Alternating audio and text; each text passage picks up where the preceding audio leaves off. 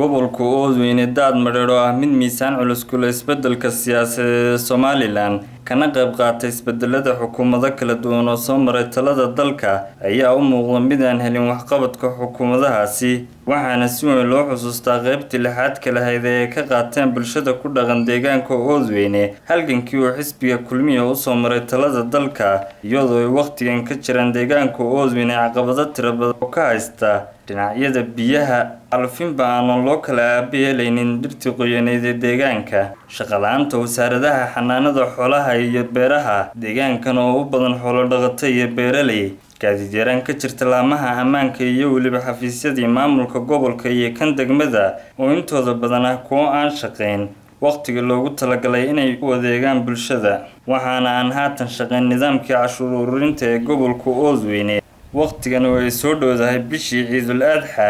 ee gudashada waajibaadka xajka isla markaana ay deegaanka Oodweyne ka dhoofayaan xoolo aad u tiro badan oo loo iibgeynayo gobolada Somaliland oo haba yaraatay cashuurtii uu gobolkani xaqa u lahaa laga qaadin Oodweyne ayaa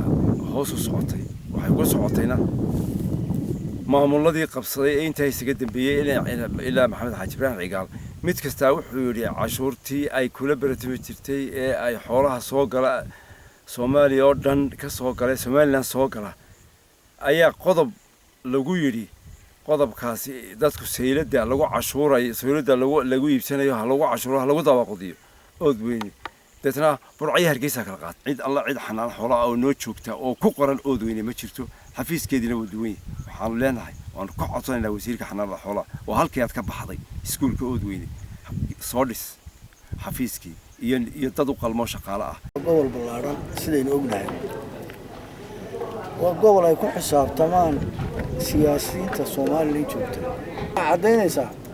inuu door siyaasadeed oo weyn ku leeyahay Soomaaliland waa taas waa qodobo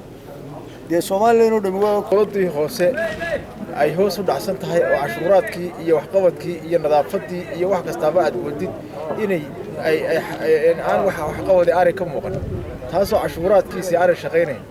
taasna aad moodid inay dawladdu ay dib uga dhacday markaad aad eegtidna ay oranayaan xagga cashuuraadkii waxa ka hortaagan xagga dawladda gobolka Oodweyne ayaa leh kula deegaan oo ka kooban 17 xildhibaan oo ay doorteen bulshada ku dhaqan deegaanka Oodweyne doorashadii golayaasha deegaanka ee horaantii sanadii 2003 ka dhacday deegaanada Somaliland sidoo kale dadweynaha ku dhaqan deegaanka Oodweyne waxa ay doorteen 5 xildhibaan doorashadii golaha wakiilada ee ka qabsoontay Somaliland dabayaaqadii sanadii 2005 waqtiyada isbeddelada siyaasadeed ee ka jiraan ariga Somaliland iyo si isdaba joog ugu soo qulqulaan magaalada Oodweyne ee xarunta gobolka Daadmareer mas'uuliyiinta asxaabta siyaasadeed ee Somaliland iyagoo ku tartamaya kasbashada codka bulshada ku dhaqan deegaankan isla markaana waxa ay ka hor akhriyaan dadweynaha magaalada Oodweyne khudbadaha ay sumad uga dhigaan wax ka qabashada caqabado tiro badan oo ka jira deegaankan dadweynaha ku dhaqan magaalada Oodweyne oo ah kuwa u bislaaday doorka siyaasadeed ee Somaliland